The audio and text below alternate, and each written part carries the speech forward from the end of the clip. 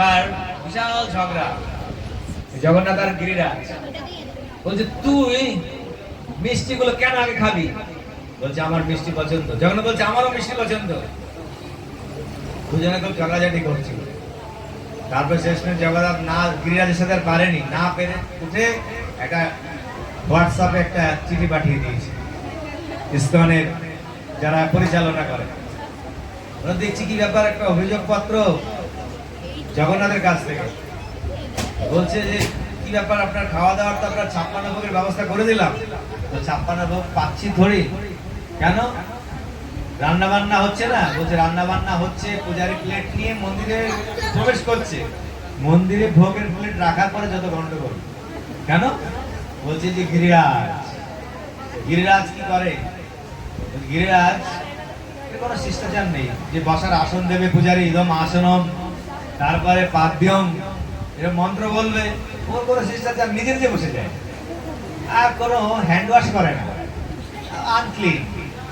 এই করোনারও ভয় নেই, এর একটু স্যানিটাইজ করতে পারে, কিছু করে না, আচমন দেওয়ার আগে খাওয়া চালু করে দেয়।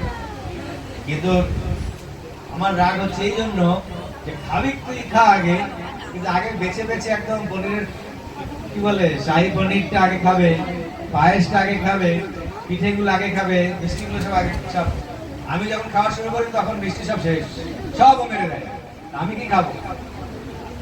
গুরু মহারাজ বলছে আরে আমি ইসকনের অনেক কিছু সমস্যার তো মিটিং করে সমাধান করলাম, এই তুই ভগবানের সমস্যা আমি কি করবো এখন? চিন্তা করে করে গুরু মহারাজ তখন বিধান দিলেন যে গিরিরাজের জন্য আলাদা প্লেট লাগাতে হবে, সেই থেকে গোবর্ধনের জন্য আলাদা, উনিও গোবর্ধন, উনিও খাওয়া দাওয়া ওস্তাদ। অন্নকূট মহোৎসব হয়েছিল, ওখানে বলছে আরো আনো, আরো আনো, আরো আনো। এখন সেই জায়গাটার নাম হয়ে গেল কি আনোয়ার।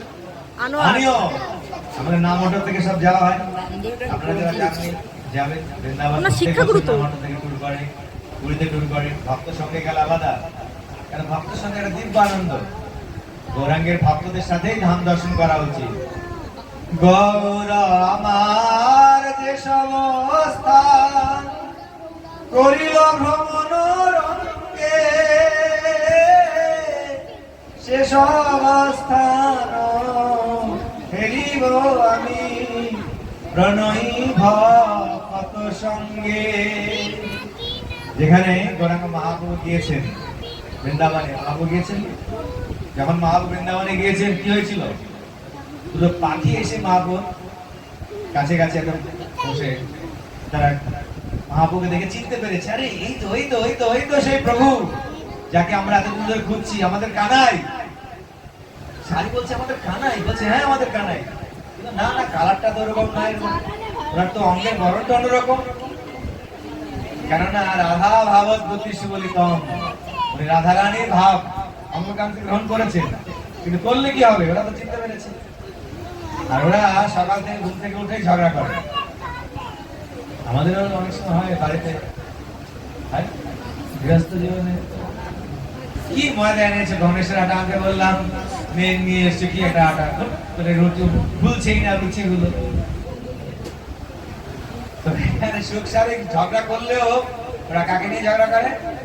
ভগবানকে নিয়ে। সুখ বলে আমার কৃষ্ণ মদন মোহন, সারি বলে সুখ চপ চপ, হ্যাঁ তোমার কৃষ্ণ মদন মোহন যতক্ষণ, আমার রাধা রানী তার বামে আছে। সারি বলে আমার রাধা বামে যতক্ষণ। এইভাবে সুখ সারে, সুখ বলে আমার কৃষ্ণ যশোদা জীবন, যশোদার জীবন স্বরূপ কৃষ্ণ। আর রাধা সারি বলছেন যে আমার রাধারানী তোমার এই জীবনেরও জীবন হচ্ছে আমার রাধারানী।